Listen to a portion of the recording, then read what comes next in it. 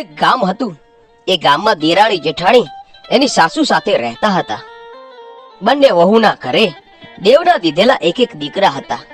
મોટી વહુ ઈર્ષાળુ હતી, જ્યારે નાની વહુ તો ભલી પોળી અને પ્રેમાળ હતી. એક વખત શ્રાવણ માસમાં રાધણ છઠનો દિવસ આવ્યો. સાસુએ નાની વહુને રાંધવા બેસાડી. નાની વહુ મધરાત સુધી રાંધતી હતી. એટલામાં કોળિયામાં સૂતેલો છોકરો રડવા માંડ્યો.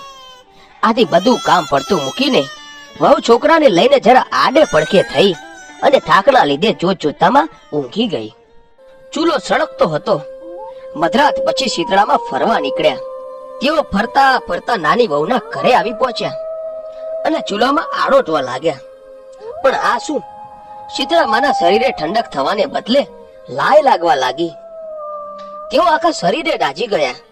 આથી તેમણે નાની વહુને શાપ આપ્યો કે જેવું મારું શરીર બળ્યું એવું તારું પેટ બળજો. પછી તો સવારે ઉઠીને વહુએ જોયું તો ચૂલો સળગતો હતો અને પડખામાં સૂતેલો છોકરો મૃત દશામાં હતો. એનું આખું શરીર દાઝી ગયું હતું. નાની વહુ રડવા લાગી. એને ખ્યાલ આવી ગયો કે જરૂર શીતળા માતાએ શાપ આપ્યો હશે. એ રડતી રડતી સાસુ પાસે ગઈ અને બધી વાત કરી. સાસુમાએ સાંત્વના આપતા કહ્યું કે શીતળા માતા પાસે જઈ પ્રાર્થના કર, બધું સારું થઈ જશે. પછી તો બાળકને ટોપલામાં નાખી નાની વહુ શીતળા માને મનાવવા નીકળી પડી. રસ્તામાં બે તલાવડીઓ આવી. બંને તલાવડી પાણીથી છલોછલ હતી, પણ કોઈ તેમનું પાણી પીતું ન હતું અને જે પણ પીવે એ મૃત્યુ પામતું હતું.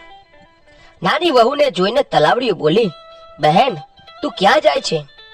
નાની વહુએ કહ્યું, હું શીતળા માતા પાસે સાપના નિવારણ માટે જાઉં છું. તલાવડીઓએ કહ્યું કે બહેન, અમે એવા તે કેવા પાપ કર્યા હશે કે અમારું કોઈ પાણી પીતા જ મૃત્યુ પામે છે? હે બેન, અમારા સાપનું નિવારણ પૂછતા આવજે. ભલે કહી નાની વહુ ત્યાંથી આગળ ચાલી. રસ્તામાં તેણે બે આખલા મળ્યા. એમની ડોકમાં ઘંટીના પડ લટકતા હતા અને બંને લડતા હતા. નાની વહુને જોઈને બંને આખલાઓએ પૂછ્યું, બહેન તું ક્યાં જાય છે? વહુએ કહ્યું કે હું મારા સાપનું નિવારણ કરવા જાઉં છું. આખલાઓએ કહ્યું, અમે એવા તે શું પાપ કર્યા હશે કે અમે સદાયને માટે લડતા રહીએ છીએ? તું અમારા સાપનું નિવારણ પૂછતી આવજે. ભલે કહી નાની વહુ આગળ વધી. થોડે દૂર તેણે જોયું તો બોરડીના ઝાડ નીચે એક ડોશીમાં પોતાના વાળને ખંજવાળતા બેઠા હતા. વહુને જોઈને ડોશીમાં બોલ્યા કે બહેન, મારા માથામાં ખંજવાળ આવે છે, જરા જોઈ આપણે. વહુ દયાળુ હતી. તેને ઉતાવળ હતી, છતાં પણ તેને પોતાના છોકરાને ડોશીમાના ખોળામાં મૂક્યો અને જુઓ વીણવા બેસી ગઈ.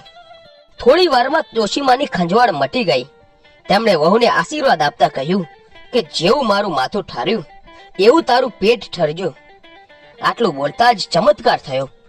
ડોશીમાના ખોળામાં રહેલો છોકરો સજીવન થયો. વહુ તો આશ્ચર્ય પામી.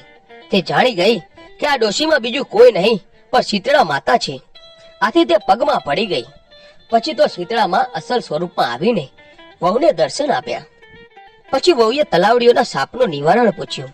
શીતળા માતા બોલ્યા કે પૂર્વ જન્મમાં આ બંને તલાવડીઓ સોતન હતી. બંને રોજ ઝઘડ્યા કરતી.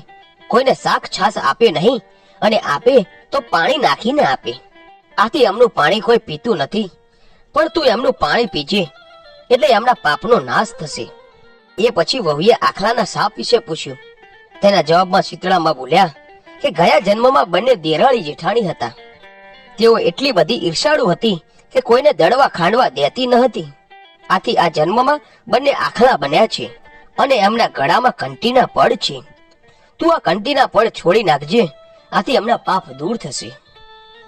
નાની વહુ ખુશ થતી શીતળામાના આશીર્વાદ લઈને છોકરાને લઈ પાછી ફરી. રસ્તામાં પેલા આખલા મળ્યા. વહુએ એમની ડોકમાંથી કંટીના પડ છોડી નાખ્યા અને તેઓ લડતા બંધ થઈ ગયા. આગળ ચાલતા ચાલતા વહુ તલાવડી પાસે આવી.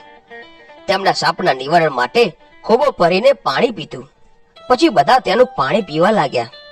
ઘરે આવીને તેણે સાસુમાને બધી જ વાત કરી. સાસુ રાજી થઈ ગયા, પણ જેઠાણીના મનમાં ઝેર થયું. બીજા વર્ષે રાધણ છઠ આવી. જેઠાણીના મનમાં થયું હું પણ દેરાણીની જેમ કરું. એ રાંધવા બેઠી અને ચૂલો સળગતો રાખીને સૂઈ ગઈ. મધરાતે શીતળામાં આવ્યા. ચૂલામાં આડોટ્યા. શીતળામાનું આખું શરીર દાઝી ગયું એમણે સાપ આપ્યો. જેવું મારું શરીર બળ્યું એવું એનું પેટ બળ્યું. સવારે જેઠાણી પારણામાં જોઈએ તો છોકરો મરેલો જોયો. જેઠાણી સમજી ગઈ કે શીતળામાનો સાપ લાગ્યો. દેરાણી પણ છોકરો લઈને શીતળામા પાસે ચાલી નીકળ્યા. રસ્તામાં જતા બે તલાવડી આવી. તલાવડીઓ કહે, બેન ક્યાં જાય છે? જેઠાણી કહે, શીતળામા પાસે. અમારો સંદેશો લેતી જાને. જેઠાણીને રેસ ચડી. ગુસ્સામાં બોલી, હું કઈ નવરી નથી. આગળ જતા બે પાડા મળ્યા. પાડા કહે, બેન ક્યાં જાય છે? શીતળામા પાસે. અમારો સંદેશો લેતી જાને. હું કઈ તમારા જેવી નવરી નથી એમ કહી દેરાણી આગળ ચાલી. અઘોર જંગલમાં બોરડી નીચે ડોશીમાનું રૂપ ધરી શીતળામાં બેઠા હતા. માથું ખુલ્લું હતું ને ખંજવાળ્યા કરે. ડોશીમા કહે, બેન ક્યાં જાય છે? જેઠાણી બોલી, શીતળામા પાસે.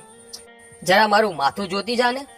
જેઠાણી સણકો કરતા બોલી, હું કઈ તમારા જેવી નવરી નથી.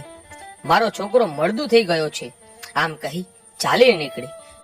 જેઠાણી તો આખો દાડો જંગલમાં રખડી ઝાડવા જોઈ વળી, પણ ક્યાંય શીતળામાં ન મળ્યા. મોડી રાત સુધી રખડી રઝળતી થાકી ગઈ. છોકરાનું મળદું લઈને રડતી રડતી ઘેર આવી. હે શીતળામાં, જેવા દેરાણીને ફળ્યા એવા અમને સૌને ફળજો. તો મિત્રો, આવા ઇન્ટરેસ્ટિંગ અને ઇન્ફોર્મેટિવ વિડીયો તથા રોચક કથાઓ જોવા માટે આજે જ અમારી આ ચેનલ A1 ગુજરાતીને સબસ્ક્રાઇબ કરો અને બાજુમાં આવેલા નોટિફિકેશન બેલને ઓન કરો, જેથી દરેક વિડીયો તમને મળી શકે. ધન્યવાદ.